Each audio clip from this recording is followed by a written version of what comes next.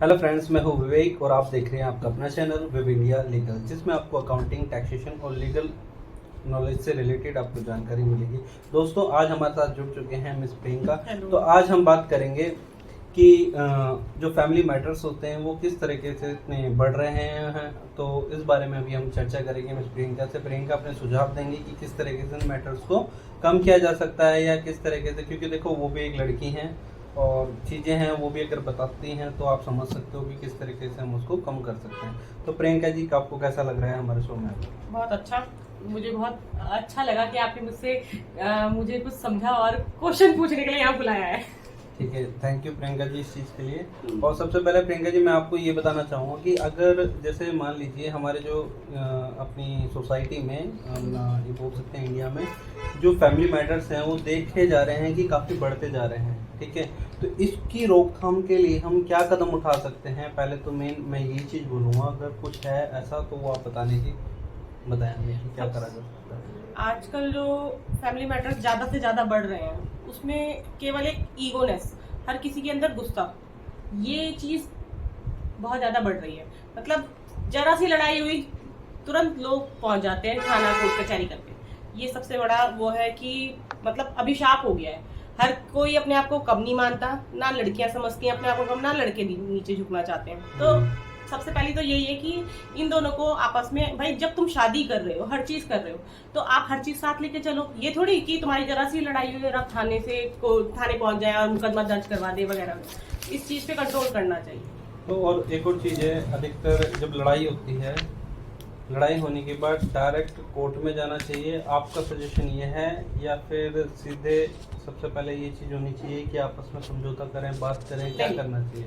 जैसे एक high court की भी डायरेक्शन है कि डायरेक्ट वो भी मुकदमा नहीं करती है ना, कि पहले वो काउंसलिंग के लिए भेजती है। तो इस हिसाब से आपका जो है क्या ओपिनियन है वो आप बताने। बिल्कुल, जैसे कि अभी आप बोल रहे हो कि डायरेक्ट थाने पहुंच जाओ, ये नहीं।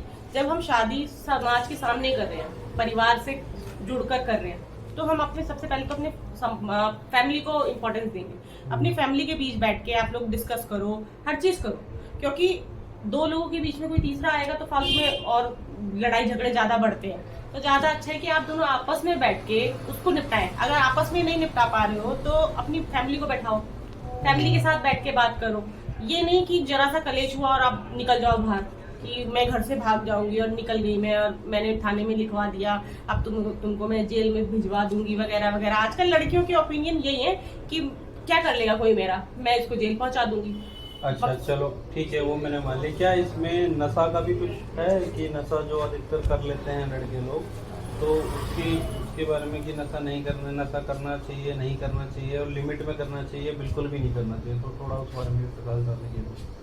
देखो, अगर कोई लड़का है, वैसे तो आजकल लड़का लड़की सब बराबर है, हर कोई कुछ ना कुछ अपने एंजॉयमेंट के लिए कर रहे हैं। हर कोई, सबको चाहिए शांति, ठीक है। जैसा आजकल का माहौल है हमारे देश में, भीड़ भाड़ बढ़ रही है, हर चीज एस्टेब्लिश हो रही है, सोशल मीडिया, ये वो सब चीज को देखते हुए अगर लड़का नशा करता है तो ये भी है कि हाँ, आप उसको समझा सकते हैं। अब ये थोड़ी, अगर वो ज्यादा ही अनलिमिटेड कर रहा है तो आप उसको बोल सकते हैं कि भाई अपनी फैमिली को देखो, हमें सेपरेशन चाहिए, या तो अलग हो जाओ। ये नहीं कि आप उनको मार पिटाई कर रहा है ना। तो बस ये है, आप उनको समझा ही सकते हो, क्योंकि इस चीज के लिए हम उसे नशा मुक्ति केंद्र तो भेज नहीं देंगे। और शादी वैसे भी अगर फैमिली वाले कर रहे हैं तो हम ये सारी चीजें देख के ही करते हैं कि लड़का कैसा है, खाता पीता तो नहीं है। वो बात अलग है कि बाद में हमें उसके बारे में पता चलता है। और दूसरा, इसमें ग्राफ इसमें भी चेंज हो जाता है कि अगर लव मैरिज हो रही है और अरेंज मैरिज हो रही है, या फिर दोनों का ही यही है कि फैमिली मैटर्स पे इससे कोई फर्क नहीं पड़ रहा, लव मैरिज हुई है अरेंज मैरिज, ग्राफ किसका ज्यादा है, लव मैरिज में है या अरेंज मैरिज? ठीक है, जो बिगड़ते हैं वो आजकल ये सारी चीजें अरेंज मैरिज में भी देखी जा रही है और लव मैरिज में भी देखी जा रही है। बल्कि लव मैरिज में फिर भी आप दोनों एक दूसरे को पहले से जानते हैं, तो इसलिए आप लोग ये बोलते हैं कि चलो भाई, अब हम इस चीज को किसी और के सर पे नहीं मर सकते। अब अरेंज मैरिज में ये है कि अगर मैं ही हूँ, अगर मेरी शादी मेरे घर वाले मेरे करवा देते हैं किसी से, और बाद में वो लड़का नशेबाज हो या कुछ और हो, पैसा ना कमाता हो, तो मैं इसका इल्जाम किस पे लगाऊंगी? अपनी फैमिली पे, कि तुमने ढूंढा था ये लड़का मेरे लिए ऐसा, मैं तो ऐसा कह रही थी। लड़कियां ऐसा ही करती है। मगर ये सारी चीजें नहीं है। एक लड़की एक ऐसी चीज है ना कि वो अपने माँ बाप से या फिर अपने हस्बैंड से कुछ भी करवा सकती है प्यार से, क्योंकि अगर रिश्तों में प्यार ही नहीं होगा ना तो कुछ नहीं होगा, सीधी बात ये है। देखे हैं मैंने एग्जाम्पल बहुत देखे हैं कि जो अपने हस्बैंड को कहाँ से कहाँ पहुंचा देते हैं। कोई अपने हस्बैंड को घर से अच्छा खासा कमाता होगा, उसको कोर्ट कचहरी के चक्कर कटा कटा के कितने किस्सा देते हैं। तो ये सारी चीजें एग्जाम्पल हम आए दिन देखते रहते हैं। तो वो हम तो काफी देखते हैं, इसी टाइप के केसेस बहुत ज्यादा दिक्कत होती है, देखो परेशानी तो होती है।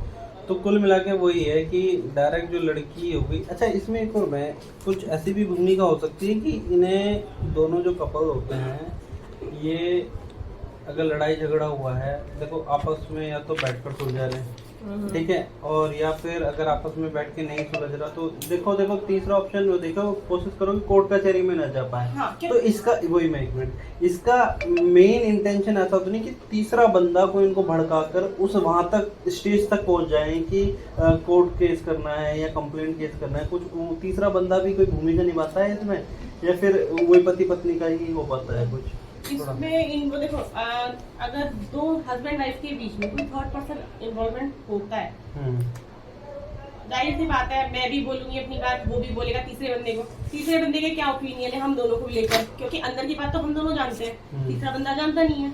हाँ, इसमें हम फैमिली को रख सकते हैं बीच में, बाकी बाहर का कोई पर्सन इसमें इन्वॉल्व ना करो तो ज्यादा अच्छा, क्योंकि अगर बाहर के बंदे को रखोगे तो भैया हर कोई आजकल अपना फायदा देखता है, वो अपने दिमाग से चलता है, अलग तरीके से अपनी सोच होती है, सबकी अपनी अपनी है।